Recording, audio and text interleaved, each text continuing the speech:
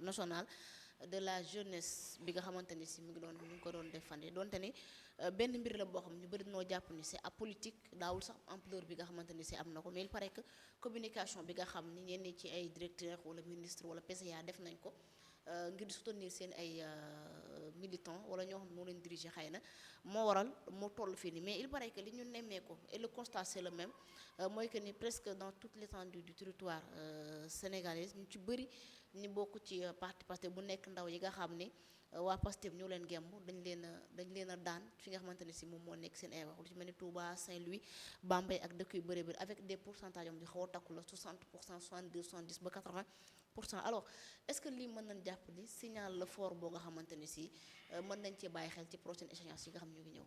Bon le Sénégalais lambda à ce que je cherche parce que man je suis en contact permanent avec les Sénégalais mais li ñu may wax mooy le Pastef c'est la désillusion. La désillusion Pastef mooy l'arnaque politique ci sunu quinquennat bi maanaam boo jëlee 2021 ba 2026. Pastef mooy arnaque.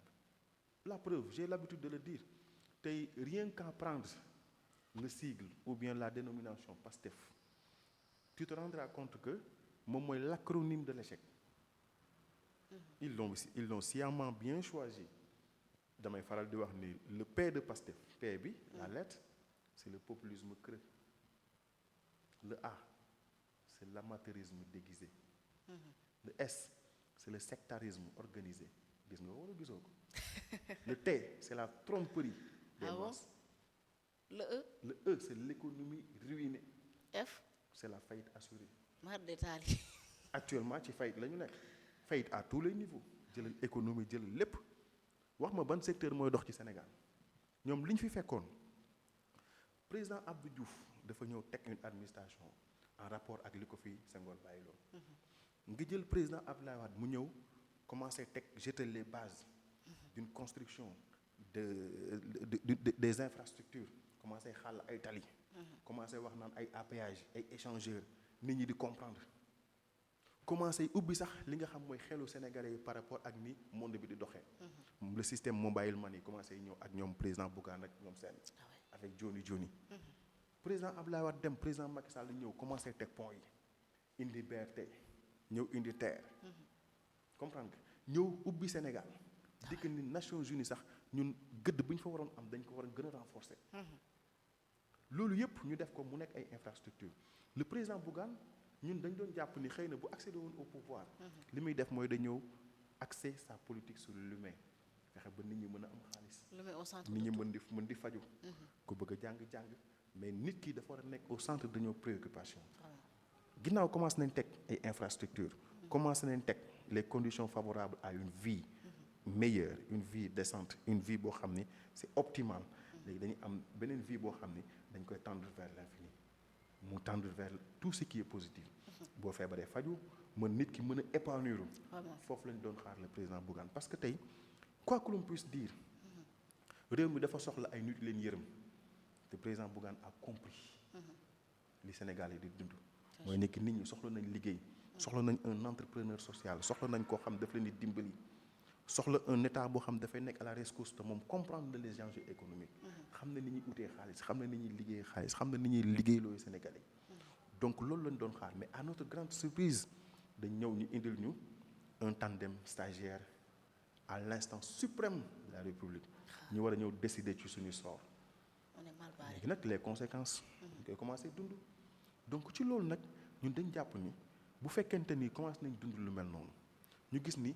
Sénégal mi ngi dégringolé à tous les niveaux li ñu war a def mooy taxaw ni basta moo tax bu ma ñëwee ci sa question ci li ngay wax ni est-ce que du signal fort mais évidemment c'est un signal fort nit ñi liñ ñuy wax mooy lii déception la yaakaaruñu woon lii dañ ñu waxoon bu ñuy ñëwee dañuy renégocier les contrats est-ce que def nañ politique de vérité foofu. mais ñu ci renégociation bi même keroog boo dégloo le président ci entretien bi nee na am nañ ci am yaakaar que ni renégociation ñu ci bu baax a baax. non xam nga tey boo dégloo les mots ont leur sens. am nañ ci yaakaar on va faire ceci on va faire cela toujours dañuy nekk dans la projection.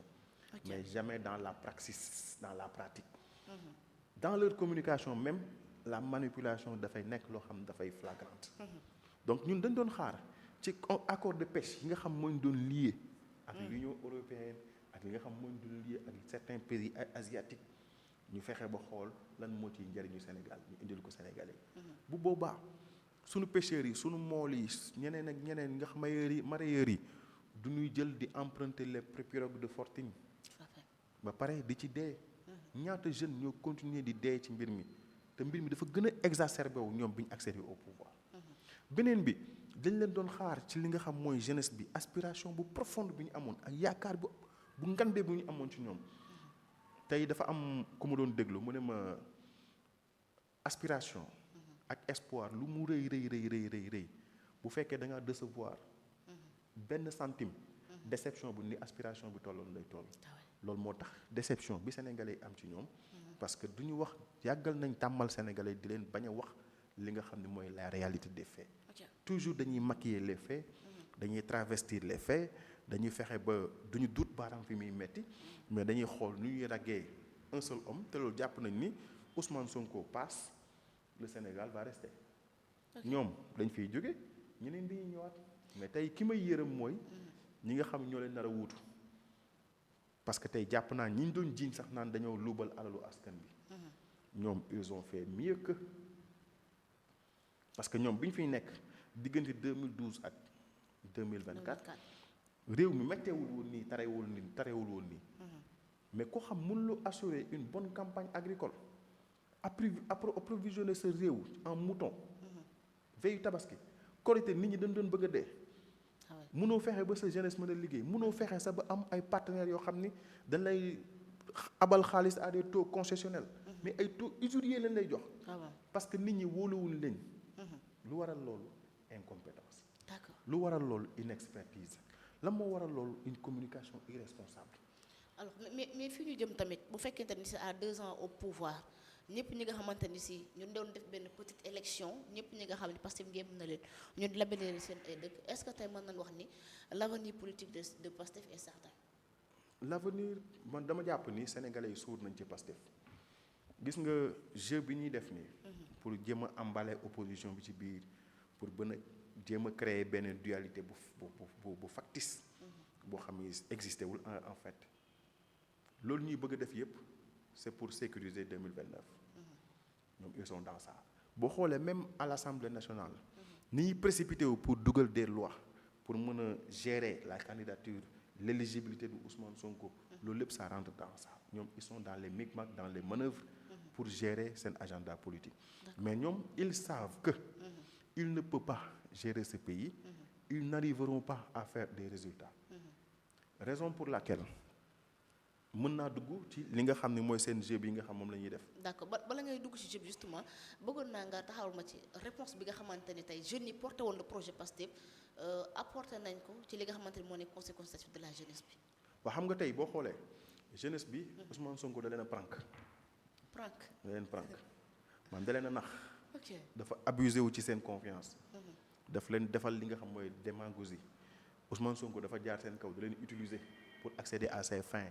c'est ça la réalité pour mën a réaliser lii ambition parce que moom Ousmane Sonko nit la boo xam ni c'est un épicurien. li mu bëgg mooy nguur li mu bëgg mooy lu rafet li mu bëgg mooy lu neex tey nit bu fekkee dans sa communication corporelle boo ko xoolee son port vestimentaire nga xool ko aussi ak fi muy teg bëtam da ngay xam ne kii nguur rek moo ko ñor.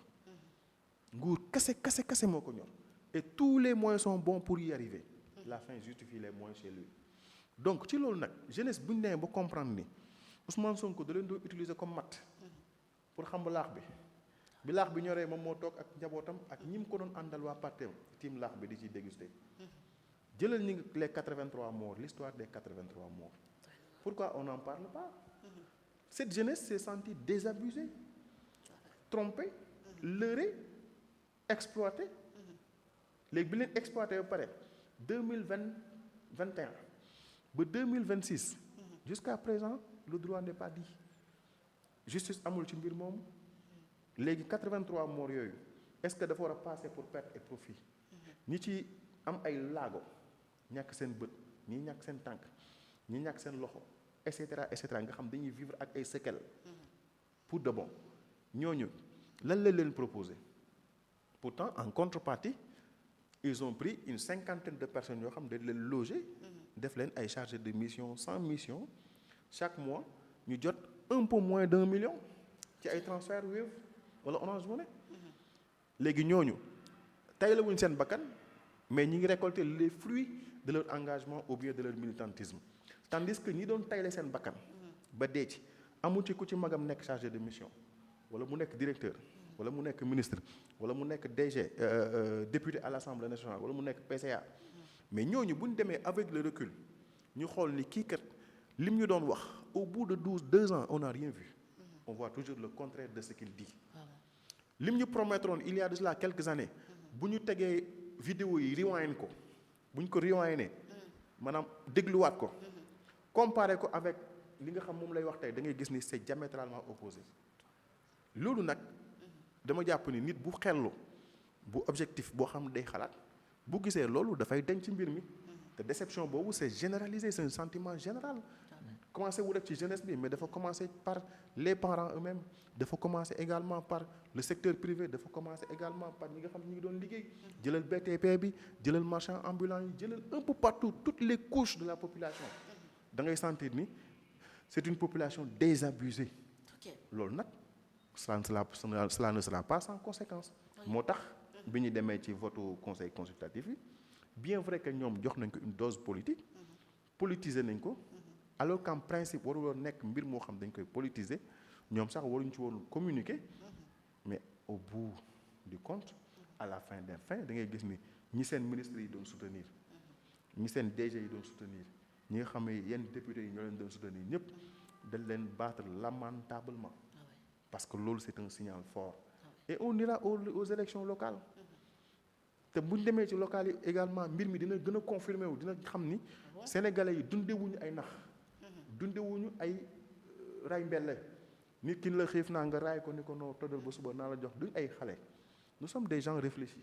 sénégalais yi yeewu nañ te xam nañu ni li ñu gis nii lu ñuy gën di dem mbir yi dafay gën a sooxe dafay gën a métti ci ñoom donc nous avons hypothéqué notre avenir pour 5 ans te jàpp nañ ni scénario bu ñu dugg nii c'est pour 5 ans 5 ans yoo xam ni à l'aboutissement c'est un échec cuisant ce sera un échec cuisant foofu lañ jëm moo tax débâcle bi ñu am ko.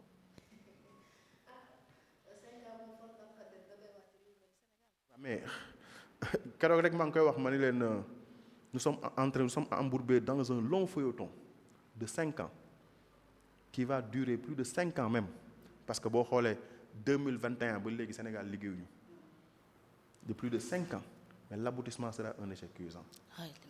ci feuilleton bi lañ nekk nag. yal na gaaw jeex alors.